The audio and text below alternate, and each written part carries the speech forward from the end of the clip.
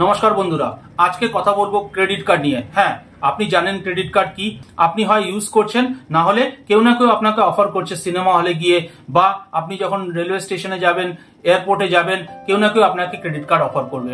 তো বন্ধুরা, credit card use করার আগে আমার ভিডিওটি অবশ্যই দেখুন। বন্ধুরা, আমি ইনফরমেটিভ ভিডিওস বানাই, নলেজ শেয়ার করি। তার মানে এই নয় যে আমি সবকিছু জানি। আপনি যদি কোনো ডিসিশন নেন, প্লিজ তার আগে জেনে নিয়ে তবেই সেই কাজটি করবেন। আমি ইনফরমেটিভ ভিডিওস বানাই বন্ধুরা, আপনি যদি আমার চ্যানেলে নতুন হন তাহলে প্লিজ আমার চ্যানেলটি সাবস্ক্রাইব করুন। আর চলে আসছি টপিকে। বন্ধুরা, ক্রেডিট কার্ড যদি ভালো করে ইউজ করা হয় তাহলে এটা কিন্তু খুবই ভালো। আর যদি ক্রেডিট কার্ড আপনি ভুলভাবে ইউজ করেন তাহলে কিন্তু এটা একটা দোধারি তলোয়ার, আপনার গলাও কেটে নিতে পারে। সুতরাং ক্রেডিট কার্ডের ব্যাপারে পুরোপুরি জানুন। বন্ধুরা, ক্রেডিট কার্ডের অনেকগুলো টাইপ হয়। যেমন আপনি যদি কখনো এয়ারপোর্টে যান, সেখানে কোনো ক্রেডিট কার্ড ভালো ফেসিলিটি দেয়।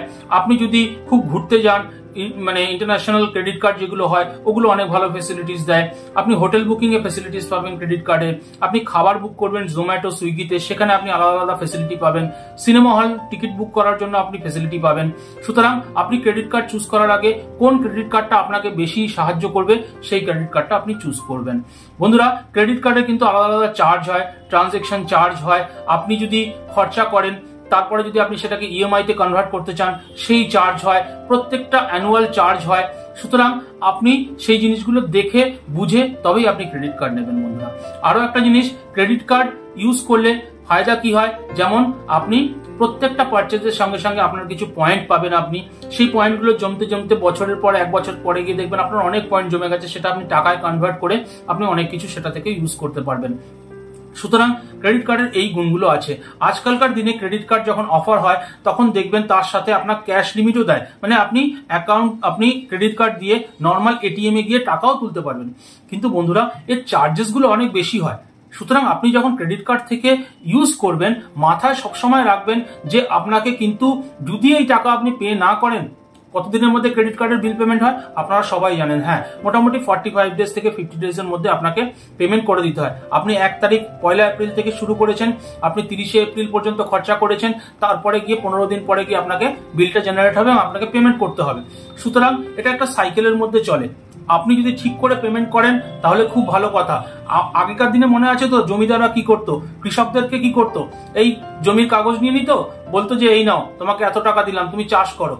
তারপরে কি হতো, ওই কৃষক কখনো পুরো টাকা দিতে পারতো না, একটু টাকা দিত আবার ইন্টারেস্ট বেড়ে যেত, একটু টাকা দিত আবার ইন্টারেস্ট বেড়ে যেত, এবং এইভাবে বাড়তে বাড়তে একটা দিন এমন হতো যে সেই কৃষকের জমি জামা বাড়ি ঘর সবকিছু ওই জমিদারের কাছে চলে যেত।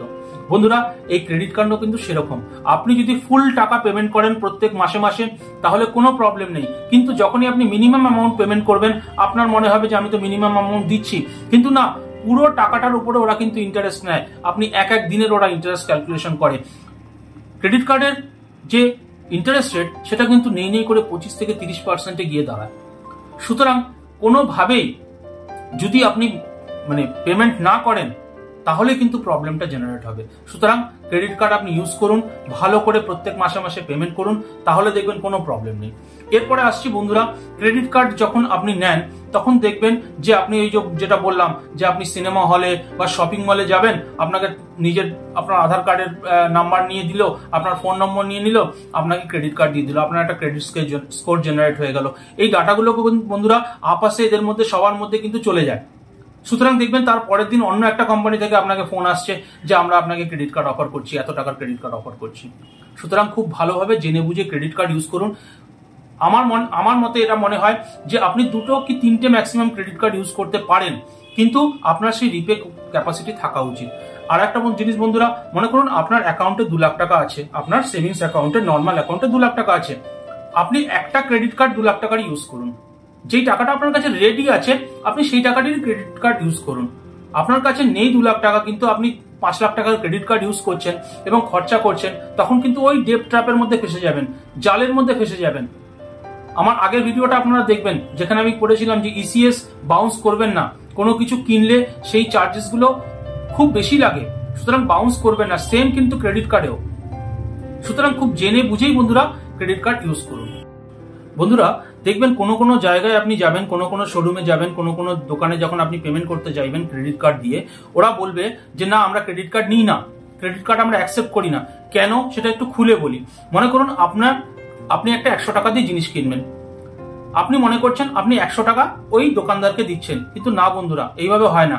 100 টাকা থেকে মনে করুন আপনার কাছে কোনো একটা কোম্পানি, আমি কোনো কোম্পানির নাম নিচ্ছি না, কোনো একটা কোম্পানির আপনার কাছে ক্রেডিট কার্ড আছে, আপনি 100 টাকা দিয়ে একটা জিনিস কিনলেন, 2 টাকা কিন্তু ওই কোম্পানির কাছে চলে গেল, আর 1 টাকা চলে গেল এই দোকানদারের কাছে, এটা হচ্ছে দোকানদারের প্রফিট।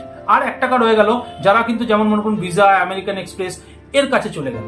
মোটামুটি ভাবে এইরকম ভাবে সিস্টেমটা হয় যে আপনি 100 টাকা খরচা করলে সেই 4 টাকা কিন্তু এদিকে ডিভাইড হয়ে যায়, চলে যায়, 96 টাকাই কিন্তু অ্যাকচুয়ালি পড়ে থাকে। সুতরাং মানে এরকম কোনো ব্যাপার নেই যে যেখান থেকে আপনি জিনিসটা কিনছেন সেটা 100 টাকারই জিনিস, ওটা 96 টাকার জিনিস, ওটাকে 100 টাকা করে রাখা হয়েছে যাতে এই দোকানদারের কোনো লস না হয়। কারণ দোকানদারের কি আছে, দোকানদার তো ওই 96 টাকাই পাচ্ছে না, সুতরাং দোকানদার 96 টাকাটা 100 টাকা করে রাখছে যাতে ওই 4 টাকা গেল ওর 96 টাকা তোর পকেটে থাকলো। তো বেসিক্যালি এইভাবে রোটেশন ওয়াইজ জিনিসগুলো হয়। আর একটা জিনিস বন্ধুরা, আপনারা নিশ্চয়ই শুনেছেন যে প্যাসে কো কুয়ে কে পাস জানা পড়তা হয়, মানে আমার জল তেষ্টা পেয়েছে, আমি যাব কলের সামনে, কল টিপবো, জল খাবো। কিন্তু একটা জিনিস খেয়াল রাখবেন, আপনাকে কিন্তু ক্রেডিট কার্ড সবাই জোর করেই দেয়। অ্যাকচুয়ালি দেখা যায় এখন বাড়িতে ফোনও চলে আসে, আপনার মোবাইলে ফোন চলে আসবে, কারণ আপনার ক্রেডিট স্কোরটা তো সব দিকে ঘুরে বেড়াচ্ছে। স্যার আপনাকে এত টাকার ক্রেডিট কার্ড অফার হয়েছে, স্যার আপনাকে এত টাকার ক্রেডিট কার্ড অফার হয়েছে, এগুলো চলতেই থাকে। তো এখানে বুঝুন যে পেয়াসাটাকে, জল তেষ্টাটা কার পেয়েছে, জল তেষ্টাটা কিন্তু ওই কোম্পানির পেয়েছে, আপনার নয়।